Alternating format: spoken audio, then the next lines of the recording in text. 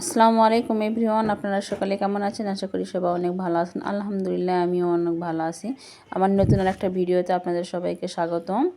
আমি আজকে অনেক মজাদার একটা রেসিপি রান্না করব, বাঁধাকপির খিচুড়ি। আপনারা তো অনেকভাবে অনেক ধরনের খিচুড়ি রান্না করেন, এভাবে একবার হলো বাঁধাকপির খিচুড়িটা ট্রাই করে দেখবেন, এতটাই মজাদার হয়। যেসব বাচ্চারা দেখবেন সবজি খেতে পছন্দ করে না, তাদেরকে এভাবে যদি বাঁধাকপির খিচুড়ি রান্না করে দেন, তারা বুঝতেই পারবে না যে এটা বাঁধাকপির খিচুড়ি। আর খেতে তো দুর্দান্ত স্বাদ। চলুন পুরো ভিডিওটা দেখবেন, স্কিপ করবেন না। আমি কিভাবে যে বাঁধাকপির খিচুড়িটা রান্না করতেছি সেটাই আমি আপনাদের সঙ্গে শেয়ার করব। প্রথমে এখানে আমি এক পট চাল ও ডাল সুন্দর করে আমি ধুয়ে নিয়েছি। আর এখানে দেখুন বাঁধাকপিগুলো একদম কুচি কুচি করে নিয়েছি। বাঁধাকপির খিচুড়ির মধ্যে বাঁধাকপিটা একটু কুচি কুচি করে দেওয়ার চেষ্টা করবে। আর এখানে আমি একটু ছোট সাইজের আলু কুচি করে নিয়েছি, নিয়ে একদম এগুলো আমি ধুয়ে পরিষ্কার করেছি। প্রথমে চাল ডালের মধ্যে আমি কুচি করে রাখা আলুগুলো দিয়ে দিলাম। আর এখন এখানে আমি দিব তেজপাতা।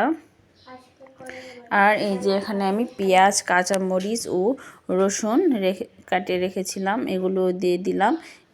আর দিয়ে দিলাম সাদা এলাচ 3টি, আস্ত জিরা দিয়ে দিলাম, বাটা মশলা। এখন দিলাম 2টা দারচিনি ও একটা কালো এলাচ।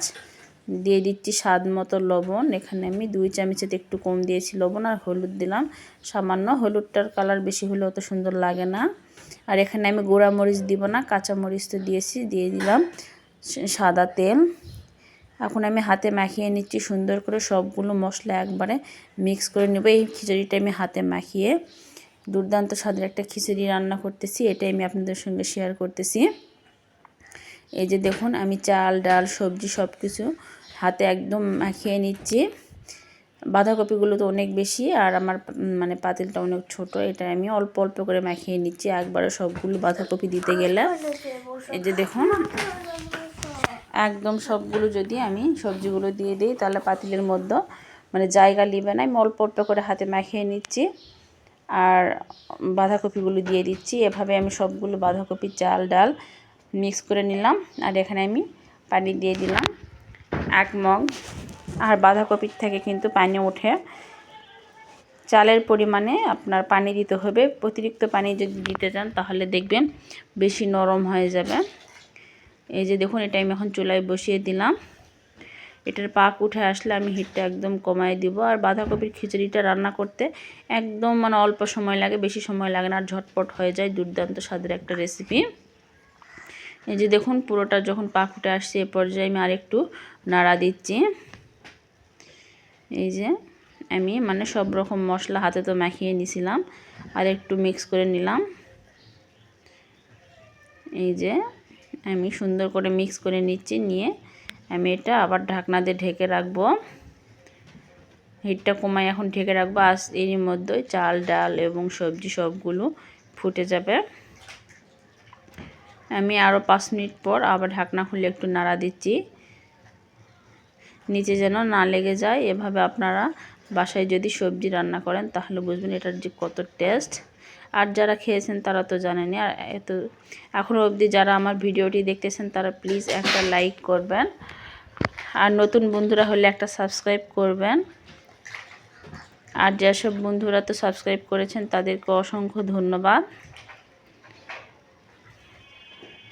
আপনাদের একটা লাইক আমার কাছে অনেক মূল্যবান। প্লিজ বন্ধুরা আপনারা ভিডিওটি দেখে একটা লাইক করবেন, আর একটা কমেন্টে বলে যাবেন বাঁধাকপির খিচুড়ি আপনাদের কোন কোন অঞ্চলে এভাবে রান্না করে। আমাদের অঞ্চলে তো অনেক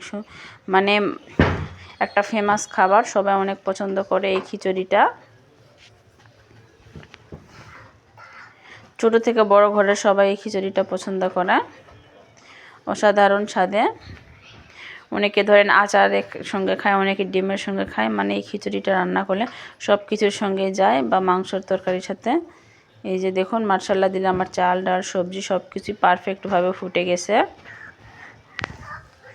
এই যে এটা একটু দমে থাকলেই বাস পারফেক্টভাবে হয়ে যাবে। এটা দেখবেন একটু ঠান্ডা হয়ে গেলে আর একটু ঝরঝরা হয়ে যাবে। আর বাঁধাকপির খিচুড়িটা একটু নরম নরম হয়, এটা অতটা ঝরঝরা করলে পারফেক্ট এটার টেস্ট আসবে না। এই যে দেখুন মাশাআল্লাহ দিলে আমার বাঁধাকপির খিচুড়িটা কত সুন্দর হয়েছে। এটা আমি পরিবেশন করে আপনাদের দেখিয়ে দিচ্ছি। এটা দেখতে যতটা সুন্দর হয়েছে খেতেও অনেকটা লোভনীয়। আর আমার ভিডিওটি দেখে প্লিজ আপু ভাইয়ারা আপনারা একটা লাইক কমেন্ট করে যাবেন। আর ইউটিউব চ্যানেলে একটা নতুন হয়ে থাকলে একটা সাবস্ক্রাইব করবেন, করে পাশে থাকা বেল আইকনটা ক্লিক করে দিবেন আবার নতুন ভিডিও পাওয়ার জন্য। সবাইকে আল্লাহ হাফেজ।